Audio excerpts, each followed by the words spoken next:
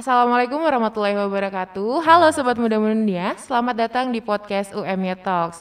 Dan seperti biasa, di episode kali ini kita akan berbincang-bincang mengenai isu terkini dan juga mengulik informasi seputar Universitas Muhammadiyah Yogyakarta.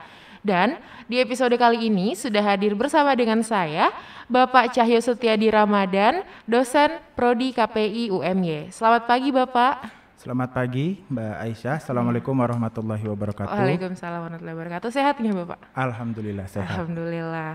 Nah, Sobat Muda Mendunia, isu kesehatan jiwa atau mungkin mental health saat ini sedang marak nih di kalangan milenial. Apalagi kalau kita lihat di sosial media, di mana-mana sedikit-sedikit bahasnya mental health, mental illness. Nah, ini kan berarti Pak Cahyo, ini kan berarti masyarakat semakin sadar dan tanggap terkait hal ini. Namun di sisi lain banyak sekali nih Pak orang yang kemudian mendiagnosa dirinya atau mungkin mengatakan kalau dirinya itu memiliki mental illness ya Pak, kalau bisa dikatakan. Nah sebenarnya Pak, apa sih sebenarnya mental illness atau mental health ini dan seberapa penting kita, terutama anak muda untuk peduli dengan isu ini? Ya, terima kasih Mbak Aisyah. Sebelumnya saya sapa dulu. Assalamualaikum warahmatullahi wabarakatuh, Sobat Muda Mendunia. Semoga Sobat Muda Mendunia sehat selalu, baik jasmani maupun rohani. Amin. Tadi itu mengenai kesehatan mental atau gangguan mental begitu ya Mbak. Memang mental illness itu bisa diterjemahkan sebagai gangguan mental. Jadi ketika seseorang itu bersikap atau berperilaku mungkin tidak sesuai norma dan kemudian mengganggu dirinya sendiri, menjadikan dirinya kesulitan untuk berfungsi secara sosial maupun untuk berfungsi dalam kehidupan kesehariannya. Ya misalnya contohnya menjadi kesulitan ketika kuliah atau kesulitan untuk berangkat kerja atau kesulitan untuk membereskan kamar sendiri. Nah, itu mungkin ketika kita sudah merasa lelah sekali sehingga kok mau melakukan kegiatan itu sulit, itu mungkin kita perlu mewaspadai bahwa kita sudah ada permasalahan dulu ya, permasalahan di jiwa kita. Tapi tidak bisa kita kemudian langsung menjudge atau mendiagnosis atau menganggap kita mengalami suatu gangguan mental atau gangguan jiwa. Karena gangguan jiwa itu perlu didiagnosis oleh profesional ya, misalnya psikiater atau psikolog. Ada panduannya sehingga nanti bisa lebih tepat. Kalau kita sudah terlanjur mendiagnosis diri kita sendiri, itu malah nanti bisa berbahaya Mbak Aisyah, karena Kenapa, Pak? nanti kita menstigma diri kita sendiri, ya menstigma bahwa aku ini depresi misalnya, sehingga kita ketika ingin merasakan bahagia malah aku kan depresi, aku jadi nggak bisa bahagia. Jadi melabel. Jadi ya seperti kalau bahasa tersugesti ya Pak ya? Ya, tersugesti atau melabel diri sendiri sehingga tersugesti. Jadi ketika teman-teman mungkin merasakan susah pada diri teman-teman kok nggak tahu ini tiba-tiba sedih, kemudian membaca atau melihat konten-konten mengenai kesehatan mental atau gangguan mental, gangguan jiwa, itu jangan langsung menjudge atau menstigma atau mendiagnosis sendiri, harus ke profesional, profesional kesehatan mental, misal psikolog atau psikiater, seperti itu. Seperti misalnya kan di sosmed sekarang banyak sekali konten-konten kayak ciri-ciri bipolar, insecure, itu kan bahaya juga ya Pak ya. Yeah. Nah, terus yang saat ini sering sekali muncul di mungkin bisa dibilang di lingkungan saya, yang saya lihat di sosial media, di terutama teman-teman mahasiswa itu adalah istilah-istilah seperti insecure dan overthinking. Nah, istilah ini kemudian ini Pak jadi semacam dalam tanda kutip tren, karena ramai sekali diperbincangkan dan banyak sekali dibahas seperti itu. Nah, sebenarnya apa sih Pak arti dari kedua hal tersebut dan apa yang seringkali menjadi pemicu dari kedua hal tersebut? Ya, kalau insecure dulu ya, yang sering saya insecure melihat orang lebih menjadi insecure gitu ya. Mungkin insecure semacam kurang pede. Ya, mungkin semacam kurang pede yang bersumber dari kurangnya rasa keberhargaan diri atau self esteem atau dia kurang menghargai dirinya sendiri. Jadi bisa jadi itu sumbernya dari labeling juga. Jadi misal di sekelilingnya itu suka melabel dia yang buruk, ya misal dari kecil di label bodoh sehingga kemudian ketika besar dia ketika melihat orang yang pintar itu semakin merasa dirinya bodoh. Nah di situ timbul rasa tidak aman. Kan insecure itu rasa tidak aman. Jadi merasa ketakutan, khawatir kalau dirinya kurang seperti itu. Merasa kurang ketika melihat orang yang lebih. Cuman tidak semua ketidakpedean itu insecure gitu ya. Bisa jadi orang tidak pede itu karena dia belum terbiasa melakukan. Nah, tadi kembali lagi ke yang awal, jangan sampai kita saya kok enggak dredeg atau grogi ketika mau melakukan sesuatu. Terus menjadi agak jiper ketika melihat orang yang lebih dari saya, itu jangan langsung kita melabel kita insecure gitu ya. Kita bisa jadi itu sumbernya dari memang kita tidak ahli di bidang itu, dan itu tidak mengapa, kan kita tidak bisa ahli di semua bidang. Iya, benar. Kita tidak bisa menjadi orang yang top of others di dalam semua bidang. Mungkin kita ahli dalam bidang broadcasting misalnya atau membuat video, tapi mungkin dalam kehumasan kita tidak begitu ahli. Atau mungkin kita ahli dalam qiraah, tapi ketika membahas fikih kita tidak ahli. Jadi jangan jiper dulu atau langsung menjudge bahwa saya ini insecure. Kembali lagi perlu, kalau memang merasa kesulitan setiap hari kok rasanya minder terus, nah itu ke profesional kesehatan mental. Adapun overthinking itu dia terlalu memikirkan berbagai macam hal yang sebenarnya tidak perlu dipikirkan ya. Ya mungkin itu bisa jadi sumbernya dari pengaruh lingkungan juga, seperti tadi insekuritas itu. Misalnya dia apa-apa disalahkan ke dia. Jadi ketika ada peristiwa di keluarganya dia menyalahkan dirinya sendiri. Terus akhirnya banyak berpikir. Dan memang ada orang-orang itu yang memiliki kecenderungan untuk kemudian kognitifnya itu lebih aktif, pikirannya itu lebih aktif. Sehingga dia memikirkan hal-hal yang sebenarnya tidak dipikirkan orang banyak. Orang banyak menganggap masa bodoh. Atau gitu ya. bahkan mungkin belum tentu kejadian ya Pak yang dia pikirkan. Ya, belum tentu juga kejadian. Nah itu overthinking biasanya kalau yang itu ketakutan akan adanya bahaya. Ya, jadi seperti paranoid gitu kan. Kalau saya ini nanti hasilnya jelek, kalau saya ini nanti hasilnya jelek. Nah kalau overthinking itu sebenarnya lebih luas lagi. Bisa jadi kemudian dia memikirkan kenapa orang itu tadi seperti itu ke aku gitu. Padahal ya sebenarnya orangnya biasa aja. Atau dia memikirkan misalnya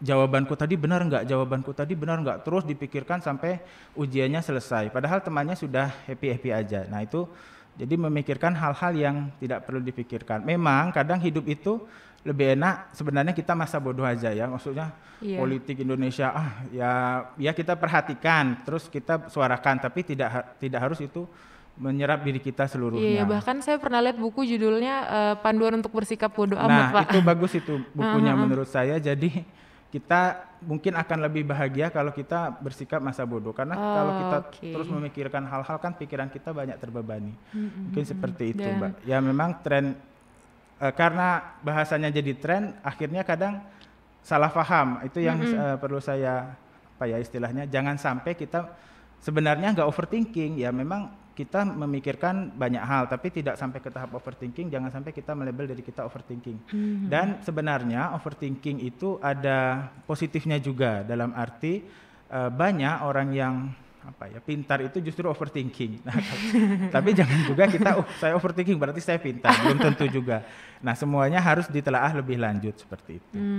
Lalu Pak, kalau dengan orang yang sudah terlanjur memiliki insecure dan overthinking ini, bagaimana sih cara mengelolanya? Ya, kalau misalnya kita insecure ya mungkin kita bisa berlatih untuk lebih mencintai diri kita sendiri, lebih menghargai diri kita sendiri. Ya, memang kita sering lebih ke kewajiban daripada hak. Padahal hak dan kewajiban itu setara. Juga misal kadang kita berpikir bahwa di dalam Islam itu kita harus mengutamakan orang lain. Sebenarnya kalau saya lihat ini dari sudut pandang Islamnya, justru kita itu sebenarnya diajarkan untuk mengasihi diri kita. Pertama kita itu adalah anugerah Allah bagi kita, nikmat Allah bagi kita. Jadi diri kita itu kan diciptakan sebagai nikmat Allah bagi kita. Yang kedua juga hadis Rasul menyatakan bahwa tidak beriman orang itu jika dia sampai dia mencintai saudaranya seperti dia mencintai dirinya sendiri, ya kan? Artinya mencintai diri sendiri itu boleh, dan kalau kita tidak mencintai diri sendiri, bagaimana kita bisa mencintai orang lain gitu. Jadi mencintai orang lainnya seperti hanya mengikuti ajaran, tidak diresapi, tidak tahu bagaimana rasanya. Ya. Jadi memang kita perlu berlatih mencintai diri sendiri. Misalnya ketika kita gagal, oh ya sudah gagal mungkin ya, apa yang perlu diperbaiki, tidak harus oh aku bodoh, aku salah. Atau misalnya ketika ke teman, kadang sering kan kita begini, aku bodoh banget ya gini-gini. Sebenarnya kan nggak harus bodoh banget.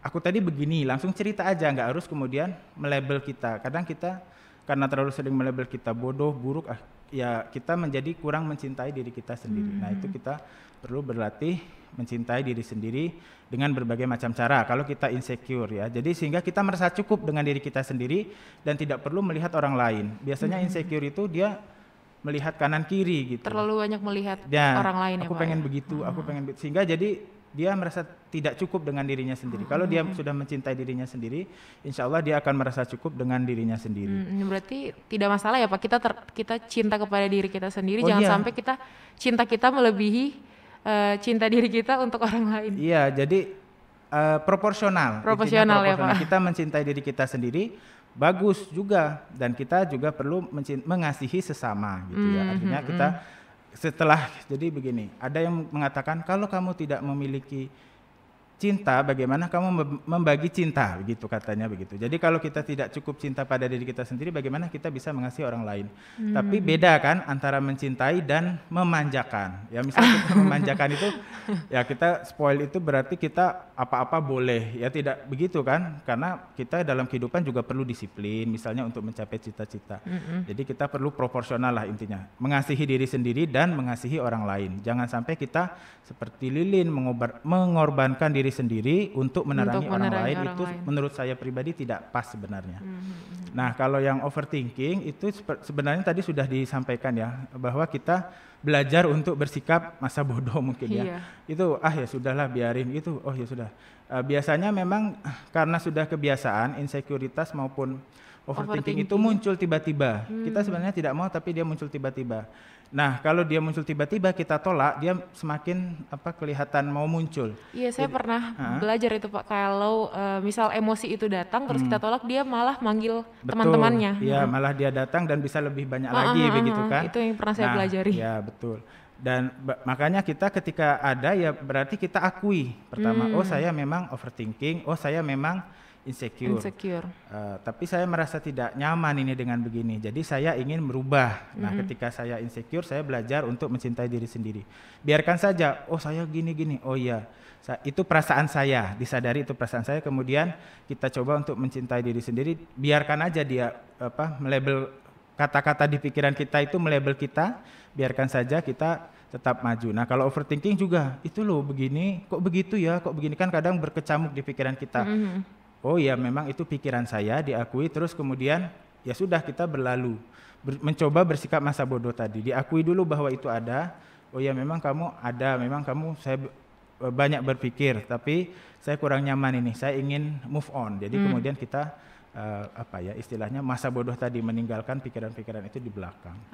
Seperti itu. Walaupun konotasinya negatif, sebenarnya masa bodoh itu bagus ya Pak ya. Terkadang. Ya maksudnya seperti self love tadi sebenarnya self-love, itu kalau dia berlebihan menjadi memanjakan diri, ya kan, memanjakan diri mau spa, mau misalnya mendengarkan musik yang menyenangkan itu boleh saja. Tapi kalau sampai permisif, kita apa-apa yang kita lakukan itu boleh, itu mungkin justru gejala kita sedang merusak diri kita sendiri. Ya sama masa bodoh juga, ketika dia berlebihan mungkin dia adalah menunjukkan kita sedang menolak lingkungan sebenarnya. Kita nggak mau berinteraksi dengan lingkungan.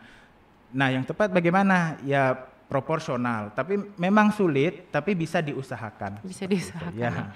Nah, Pak, kalau berbicara dari sudut pandang Islam, ini kan terkadang isu mental health ini kerap disandingkan dengan perilaku beribadah. Seperti misalnya kalau bercerita kepada orang tua, mah lagi stres nih gini-gini. Mungkin respon yang paling sering didapatkan adalah oh kurang ibadah. Nah itu apa memang benar ada kaitannya atau seperti apa Pak? Begini, orang ibadah pun tetap bisa tertekan kan seperti itu karena stres itu adalah kondisi diri yang menekan yang terjadi pada semua orang. Jadi walaupun kita, tapi ketika kita beribadah itu bisa membantulah istilahnya kita berserah diri kepada Allah misalnya, terus kemudian kita berdoa kepada Allah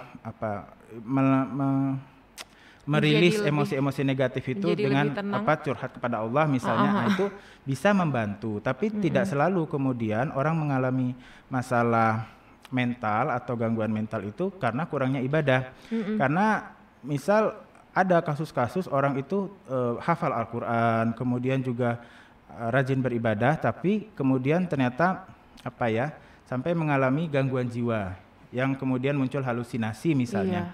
Ya, jadi karena gangguan jiwa itu juga ada faktor biologisnya. Ya, kalau berbicara gangguan jiwa, ada faktor sosialnya, ada faktor biologisnya, aktivitas otak. Nah, itu nanti mungkin para psikiater yang lebih paham ya. Tapi kalau secara ringkas itu ada aktivitas otak sehingga kemudian misal gangguan seperti skizofrenia, depresi, kecemasan juga itu ada faktor biologisnya. Sehingga kalau ada faktor biologis kan dia mau sholat ataupun tidak sholat sebenarnya membantu tapi sedikit begitu. Jadi jangan sampai kita apa-apa itu langsung makanya sholat, belum tentu. Jadi kebanyakan seperti itu Pak. Harus dipahami dulu masalahnya apa sih. Kalau memang dia masih kurang ikhlas ya memang didorong untuk ikhlas. Tapi kan kalau masalahnya tekanan-tekanan lain dan mungkin dia sulit ya tidak bisa langsung dipaksakan begitu. Memang bagus juga kita mendorong untuk beribadah agar itu bisa menjadi spiritual coping atau cara kita mengatasi stres, menghadapi stres dengan melakukan kegiatan spiritual. Itu bisa juga, bisa ada juga. Tetapi tidak mesti begitu gitu loh. Artinya kadang orang perlu juga ke psikiater, perlu juga minum obat.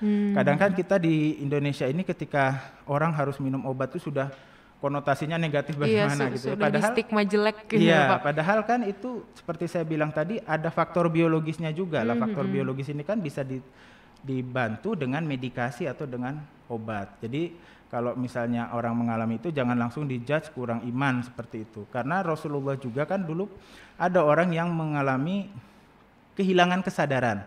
Memang dulu disebut sebagai penyakit ayan. Ada yang mengatakan ulama itu ini ayan. Tapi ada cendekiawan muslim itu mengatakan ini sebenarnya gangguan mental. Jadi perempuan itu datang kepada Rasulullah minta disembuhkan.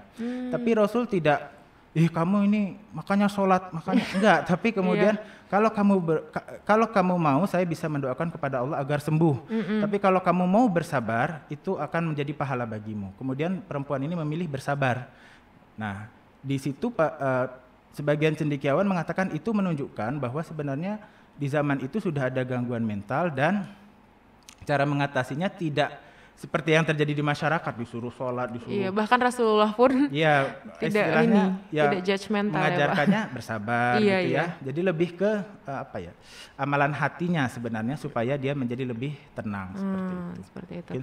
Nah, Pak, kalau tadi menyinggung tentang psikolog, sebenarnya siapa sih Pak yang perlu berkonsultasi dengan psikolog secara rutin? Apakah mungkin orang-orang yang tidak merasa memiliki dalam tanda kutip gangguan mental health ini perlu berkonsultasi dengan psikolog, Pak? Ya, perlu atau tidaknya memang kemudian tergantung kepada individu itu. Artinya dia merasa butuh atau tidak. Kadang merasa butuh tapi dia khawatir karena stigma bahwa kalau psikolog itu begini. Padahal psikolog itu bisa juga kemudian menangani atau kliennya itu orang yang ingin meningkatkan misalnya bakat saya apa ya. Kan kalau di sekolah sering ya tes bakat gitu ya.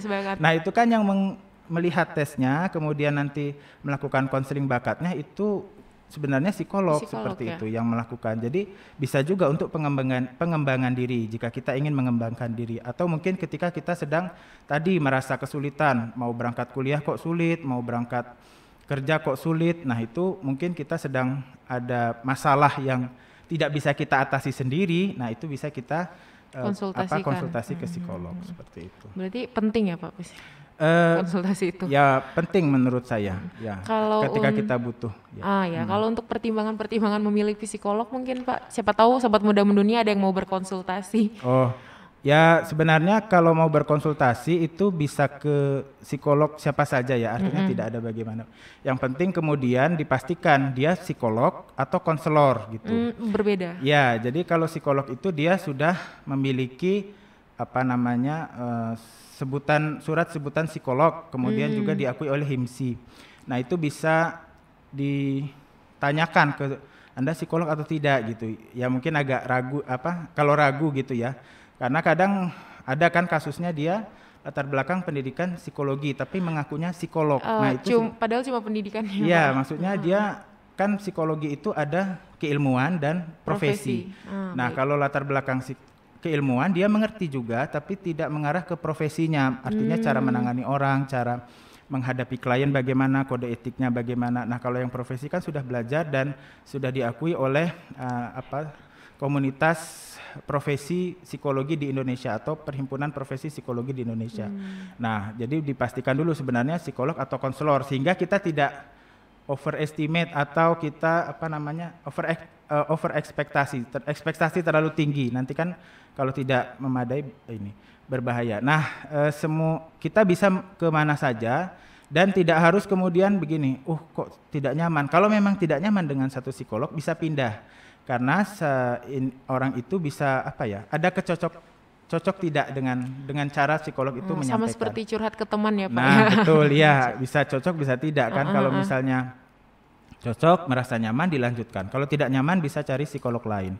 Kalau di Jogja sendiri sebenarnya di puskesmas sudah ada psikolog. Sudah ada.